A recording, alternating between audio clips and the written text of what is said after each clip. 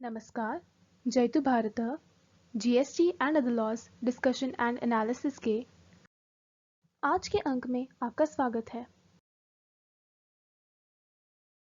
आज के अंक में एंटी प्रॉफिटियरिंग मेजर्स के बारे में ही कुछ और चर्चा करेंगे। पिछले अंक में मैंने बताया था कि सेक्शन 171 के अंदर फाइनेंस नंबर 2 एक्ट 2019 से सब सेक्शन 3A इंसर्ट कर दिया गया था और उस सब सेक्शन के अनुसार जहां पर भी national authority for anti profiteering यह निश्चित कर देती है कि किसी करदाता ने प्रॉफिटियरिंग किया है तो वहां पर 10% पेनल्टी के लिए भी वह करदाता लायबल हो जाता है। और यह जो प्रोविजन है वह 1 जनवरी 2020 से लागू कर दिया गया था।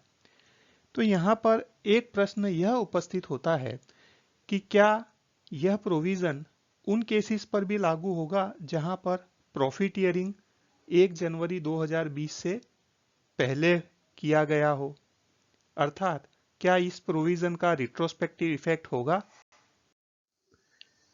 इसका उत्तर हमें नेशनल एंटी प्रॉफिटियरिंग अथॉरिटी के ऑर्डर्स में से ही मिल जाता है। अभी हाल ही में 10 दिसंबर को निर्णय किया है जो नेशनल एंटी प्रॉफिटियरिंग अथॉरिटी ने, उसके अनुसार ये पैरा 8 में बताया है कि since no penalty provision were in existence between the period with effect from 1/7/2017 to 30/9, इस केस के अंदर जो प्रॉफिटियरिंग का पीरियड था वह 1 जुलाई 17 से 30 सितंबर 2018 का था। When the respondent had violated the provision of section 171, the penalty prescribed under section 171 subsection 3A cannot be imposed on the respondent.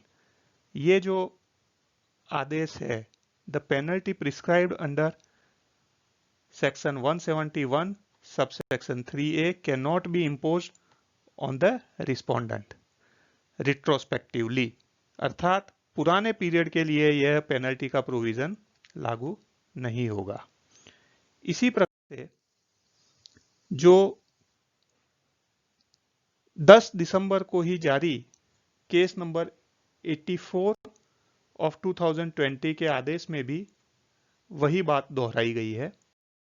इसमें भी यही कहा गया है कि 1 जुलाई 2017 से 31/12/2018 का इसके अंदर पीरियड था इस केस में, तो उसके दौरान पेनल्टी प्रोविजन नहीं थे, इसलिए रिट्रोस्पेक्टिवली उनको लागू नहीं किया जा सकेगा और इसमें भी पेनल्टी इंपोज नहीं की गई है। अर्थात यह स्पष्ट हो गया कि जहां पर प्रॉफिटियरिंग 1 जनवरी 2020 के बाद हुई है, वहीं पर sub section 3A of section 171 के तहत पेनल्टी इंपोज की जा सकती है। उसके पहले के पीरियड के लिए पेनल्टी इंपोज नहीं की जा सकती।